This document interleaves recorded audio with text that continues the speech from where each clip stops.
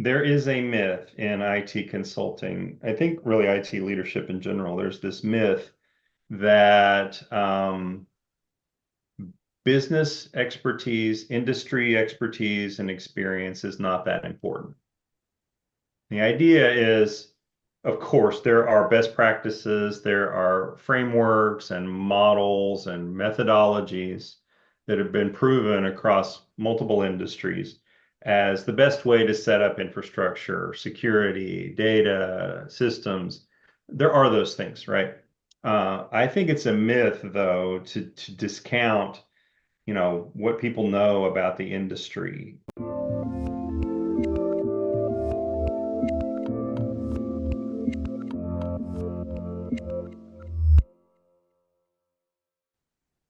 Hey everyone, this is Devin Miller here with another episode of The Inventive Expert. I'm your host, Devin Miller, the serial entrepreneur that's grown several startups into 7 and 8 figure businesses, as well as a founder and CEO of Miller IP Law, where he helps startups and small businesses with their patents and trademarks. You ever need help with yours, just go to strategymeeting.com, grab some time with us to chat, and we are always here to help.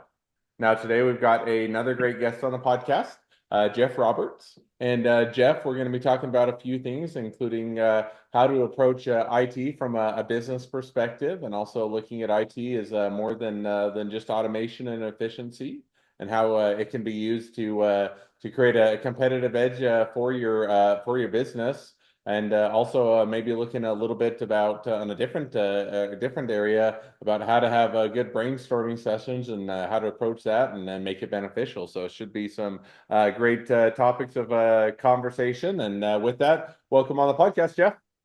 Well, thank you so much for the invitation, Devin. Great to be back with you.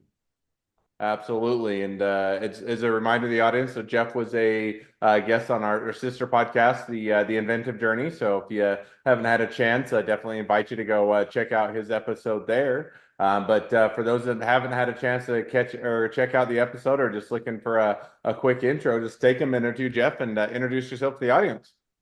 Yeah, so I am the founder and CEO of Innovation Vista.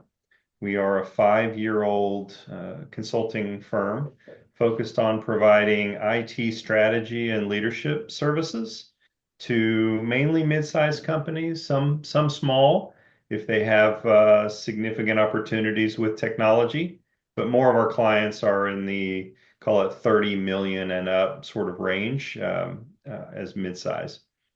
We have a network of over 430 consultants, all of whom are former successful CIOs, CTOs, Chief Information Security Officers as well, all successful in that C-suite sort of level in their careers, and have now pivoted to provide those services on a part-time or short-term basis as consultants. Awesome. Well, sounds like a great business and a great area to be in. So with that, kind of diving into a few of the topics at hand, and maybe in no particular order, but a couple of the ones that we touched on is both IT is more than just automation and efficiency, but it also gives you an ability to set up a competitive edge for your business. So maybe kind of kick things off or introduce us, kind of when you're referring to IT or when we should be thinking about it. What are the ways that we should be looking at it, or kind of what is the better perspective beyond just the automation and efficiency? Right. Yeah, and one of our taglines is innovate beyond efficiency, because we hear so many competitors use that word efficiency as if it is a finish line tape for IT. And there's nothing wrong with efficiency. Don't get me wrong. It's fantastic, obviously. There's a lot of great things that IT can do to take costs out of an organization, automate steps that are happening on a repetitive basis, things like that. Very traditional kinds of goals for IT, and there's still a lot of great projects out there along that line. What we don't see competitors talking about as much are the real innovative kind of projects that create top line growth, competitive advantage, the ability for our clients to win business away from their competitors. with unique IT capabilities. Sometimes that is how they connect with their suppliers. Sometimes it's how they connect with their customers. In the digital age here, uh, customers and clients' expectations have never been higher with respect to how they can connect to their partners and their providers. They want real time, they want mobile, they want an ability to see what's happening, they want an ability to change what's happening. And then increasingly, there's an expectation around AI in that mix, where in some ways a company is predicting what its customers may want and really streamlining that process to make it easy for them to do business with them.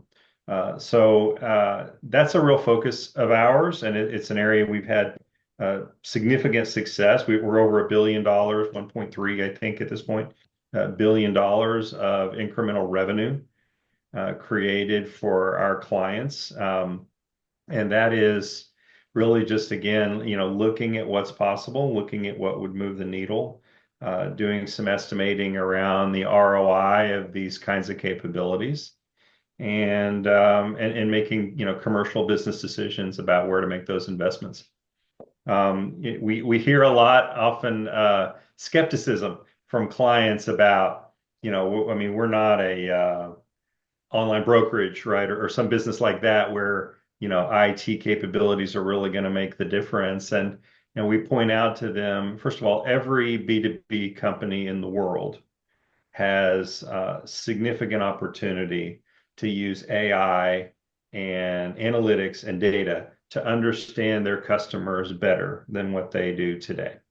And in some industries, that makes a huge difference. In some industries, maybe it's a little bit less, but I don't know of any industry where that doesn't move the needle in some sense for you to understand who you're doing business with better, more deeply, if possible, in a predictive way.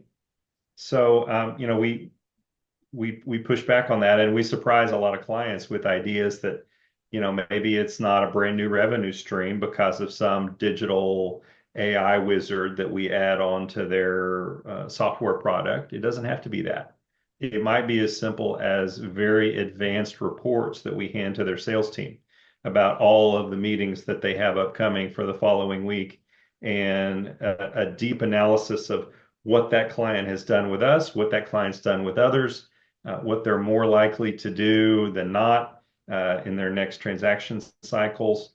Just insights like that can move the needle for revenue. Now, maybe And this, yeah, one question that came to mind or followed up. I mean, I think that right or wrong, there's at least generally a perception. A lot of times, IT is things that run in the background, right? So it's not something that the majority of customers or clients see or otherwise are aware of or being leveraged or anything of that. But it's something you set up in the background that, may make it, as you point out, there's more to it, but automation, efficiency, make things improve, get more knowledge, get more data, analytics, information. Now, yeah, is that a fair assumption? Is that something that it generally does work in the background, or, general unfortunately, customers? yes. Yeah, What's it's that? fair. So I would say it's fair and accurate, unfortunately, to the way many executives see IT today, still. Unfortunately, it's accurate to the way a lot of IT leaders see IT. And that to us is we just are constantly trying to push against that idea and really open eyes, and sort of make people aware of the art of the possible here. What's happening in a lot of these industries that are undergoing digital transformation is this awakening to this idea that IT can win you business. Just thinking that it might be possible is a key step for a C-suite, and particularly a CEO, I think, to come to that realization. They typically have not invited the head of IT to the room when they're talking about winning new customers, looking at segmenting, looking at new marketing programs, things like that. Unless there's an IT component, they're not going to be involved. And often, if there is, they're downstream of the decision and the strategy. It's once things are decided, okay, we need a new website or we need to make this enhancement, then they'll bring in IT. And it's too late. So part of this is educating business executives on what's possible and the kinds of things they can be thinking about, and that consultants like ours can help them think about. The other part of it is educating IT leaders themselves to try to think this way and talk this way. And part of our practice is coaching and mentoring heads of IT, whether it's director of IT, VP, even a CIO level person. Often, because of the way IT people are trained, they are not thinking about the competitive landscape. They're not thinking about revenue. And we think that's a missed opportunity. We think it's huge. Now, And one, Eric, and you started to touch on it, but to follow up, I mean, so how do you, or what are some of the ways that you may look to convey that to your clients? In other words, is that, hey, you put and I'm making it up, a sticker on the window, hey, we're IT awesome, or is that more of, or sharing with them what what advantages it offers, or the cost reduction, or the efficiency, or the the savings, or the kind of what are some of give us a bit of some ideas as to, if you're saying, hey, we'd love to leverage more of our IT, we'd love to or share it with customers, but we're not really sure what we highlight or how we highlight them or highlight that to them. Any thoughts or yeah, ideas as to how you might go about conveying that to customers to give you that, or that edge that customers may want? yeah, it's Devin, it's a great question, and I'm really glad you asked that, because the way you approach that is actually fairly important, I think, to your chance of success with the conversation. So we guide heads of IT to approach this all from the customer's perspective. What that means is we're not going in and saying, we can do this, we can do this, we can do this. It's not about capabilities, sort of, can we find a good use for this? Steve Jobs has some fantastic quotes along this line. It's about the customer and what the customer values, what the customer is afraid of, what the customer is dreaming of and really wanting, right? And thinking that way will lead you to certain kinds of questions. So as a consultant coming in, we will often go to the head of sales and just ask the question, how many of the transactions that you lost on over the last 3 to 6 months would technology have made a difference? If you had a customer portal that people could log into, or if we had some sort of unique tailored options for bundling combinations of goods or services that specific kinds of clients might be interested in. And just thinking that way, and you mentioned brainstorming, which really for us goes part and parcel with this. And I'd love to get into how we think about brainstorming.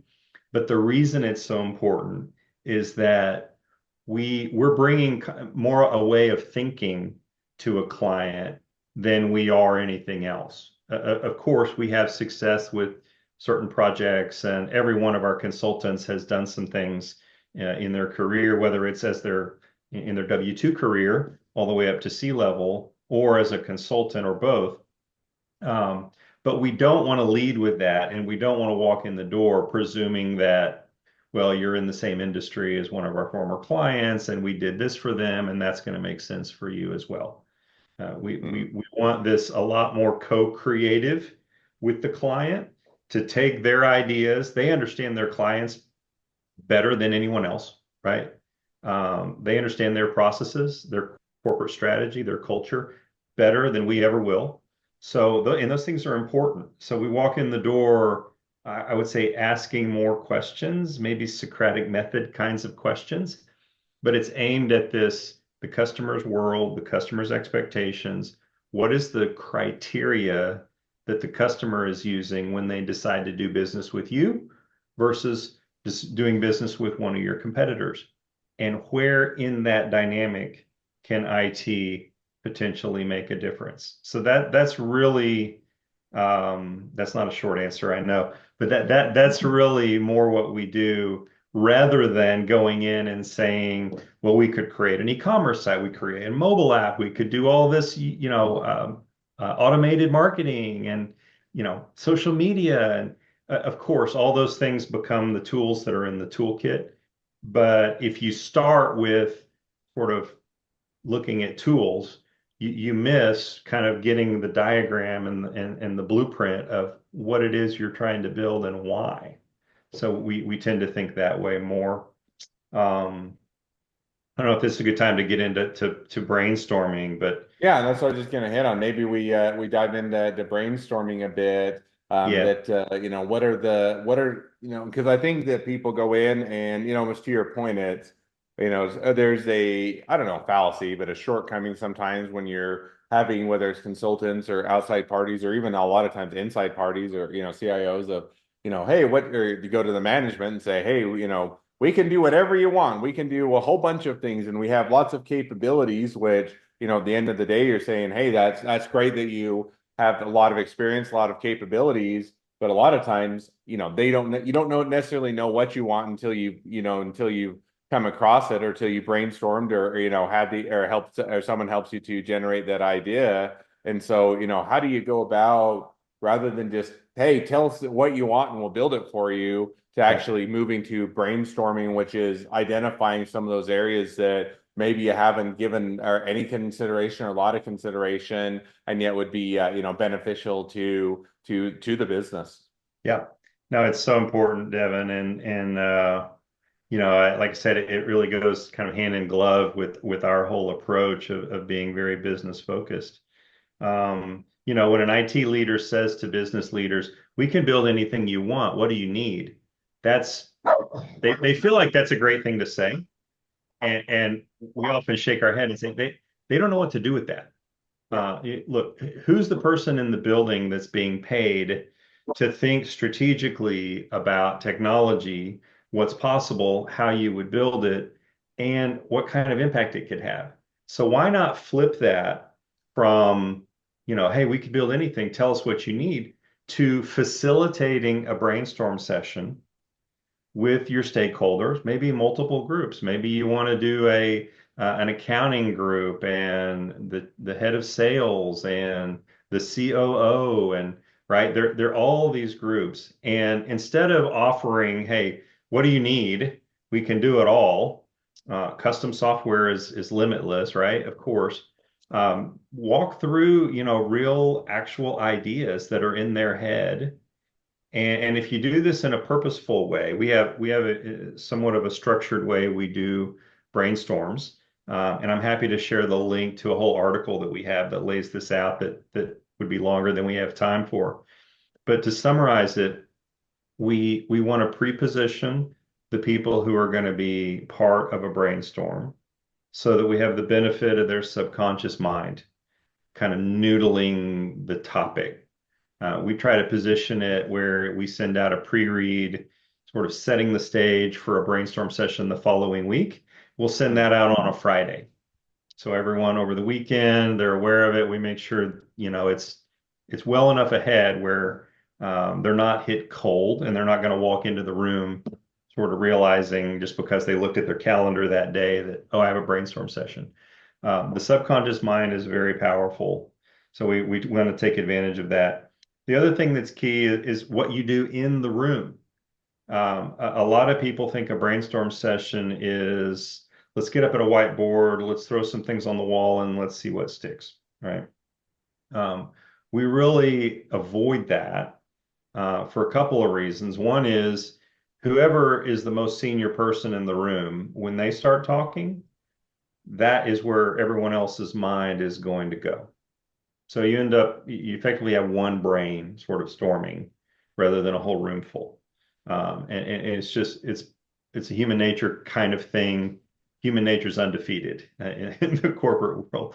So we instead do individual brainstorms together. So what I mean is we're silent for a period of 10 to 15 minutes. We'll set the stage. We'll get everyone sort of warmed up. We'll have some maybe some slides about the topics, what things are possible, what we see other clients doing with success. And then we say, all right, now if you brought your laptop, that's fine. If you brought a piece of paper, big chief tablet, whatever works for you. Take some time and write your ideas down. And some people even have brought ideas to the room already because of the pre-read and the preparatory time we've given them. But doing that silently, uh, and we do multiple rounds of that silently, is just so much more effective because you don't have this groupthink dynamic that's going to occur where everyone immediately stops thinking about what they were thinking about and they start thinking about the thing that the person just talked about. So you get unique lists that really are sort of from the perspective of each person. Then we do multiple rounds of that because in between those, we want to discuss. We do want to throw them on the board because the value of that is it does help with maybe a combination of two people's ideas strikes someone as a hybrid concept that would be powerful. Or maybe hearing, someone's concept about some other part of the business prompts an idea in their head of something they were thinking about. But we find that when we talk about this after everyone has spent 10 or 15 minutes in their own head, that it doesn't have the effect of sort of narrowing the focus. It's quite the opposite, actually. And we get what we call molecular ideas instead of atomic ideas, right? So you have these individual concepts maybe from the first round of brainstorming. The second round of brainstorming, you will start to see molecules put together where you've got upstream and downstream of those and Now, let me they just maybe just start to add jump to in each just other. or kind of one question before we move or get too or deep into it. One of the drawbacks I could see is, and I think it's what you outlined is a great approach, but let's say take 10 or 15 minutes, kind of give it some, silent consideration or pondering or otherwise, don't let or that kind of creep in with, hey, those other people's ideas, especially, if it's your boss, if it's someone that manages you or is more senior, there's a natural, hey, I want to go along with what they're saying because they're my boss and they're going to be the one that is going to, give me or is the one that signs off on it or does my paycheck. So I don't want to go contrary to them. So kind of having that silent consideration. Now, what stops people from still having that adverse, reaction, which is okay, 10 to 15 minutes. And then you say, okay, what did everybody come up with? And now everybody looks to their boss or their manager or that. And it's the same thing where, I might have had five great ideas and yet I'm going to keep the other ones. I'm not going to, I'm not going to raise my other ideas. I'm only going to raise the ones that go in line with the boss or the manager. So how do you, after they have those kind of initial brainstorming, writing it down, come up with it, go about making sure you still don't fall into that group think a bit? Yeah, that's a great question. A couple things there. One is we just say it in the room, right? So we want every idea. Almost every brainstorm, the best goal you can set is literally all the ideas you can possibly come up with. Let's triage them later. We do not want to shoot ideas down. Oh, that's too expensive. Oh, that's never going to work. Oh, that would only help one or two people. We don't want that. There's a time for that, of course. Our ROI and making commercial decisions um, is going to come. But in the brainstorm itself, we don't want sort of, there's no bad idea in that room. So we'll say that part of our positioning in the group. The other thing is, it's funny, the silent brainstorm, I think this is another part of human nature, honestly. People want to show work from that. They want to show output. They want to show that their brain is active and that they have ideas. And so it almost is, it can be a contest in some rooms, and you can tell the culture of an organization. Um, but we don't typically run into the problem of groupthink when we're doing these, sort of in this 10 minutes on your own and then tell the group about it kind of structure. It really works. And even if the boss says everything the boss says, let's say, is about marketing, is just all a bunch of marketing ideas, whatever. And other people come up with things that might help legal or sales or operations or even IT. Um, it shows, hey, I'm thinking here, and I've got some ideas that I want to contribute to this. So it actually helps sort of raise the water for everyone and give everyone an opportunity to show, they have an active brain. And the boss knows everyone just spent 10 or 15 minutes. If someone is going to be quiet because they don't have any marketing ideas, that's actually worse because then it looks like, well, so really? So, I mean, we all just sat here for 10 or 15 minutes and you couldn't come up with anything?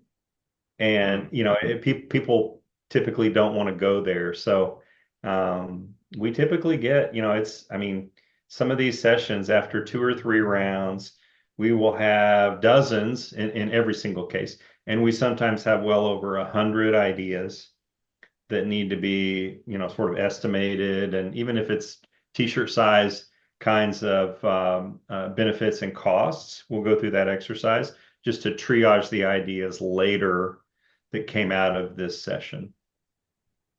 No, that's awesome. I think that gives a lot of good perspective and ideas for those that are looking to have maybe a more effective brainstorming.